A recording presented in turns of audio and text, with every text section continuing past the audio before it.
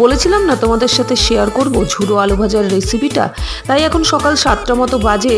চান করার আগে আলু ঝুরি করে কেটে নিয়ে খুব ভালো করে, অর্থাৎ প্রায় 12 থেকে 15 বার ভালো করে ধুয়ে জল ঝরতে রেখে দিয়ে চান করতে গেলাম। এরপরে চলে আসলাম প্রায় 60% রেডি হয়ে নিতে, কারণ আজকে ওয়ার্কিং ডে। এবার চলো বাকি কাজগুলো সব সেরে নিই। খুব তাড়াতাড়ি করতে হবে, আমাদের একদম টাইমে চলতে হয়।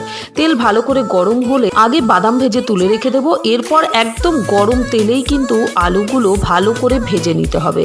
যখন আলুগুলো প্রায় 90% ভাজা হয়ে যাবে, এই সময় দেবো কারি পাতাটা। ব্যাস রেডি হয়ে গেছে আমার ঝুরি আলু ভাজা। এদিকে মাছ ভাজা বসিয়ে দিলাম। ও হ্যাঁ, আলু ভাজাতে তো নুনই দেওয়া হয়নি, ওপর থেকে অল্প নুন দিয়ে খুব ভালো করে মাখিয়ে নিয়ে এবার খেতে বসবো। চললাম এবার গুটি গুটি পায়ে কলেজের উদ্দেশ্যে। আবার নিয়ে নিলাম অন্য কোনো রেসিপির উদ্দেশ্যে কারি পাতা। সাবস্ক্রাইব।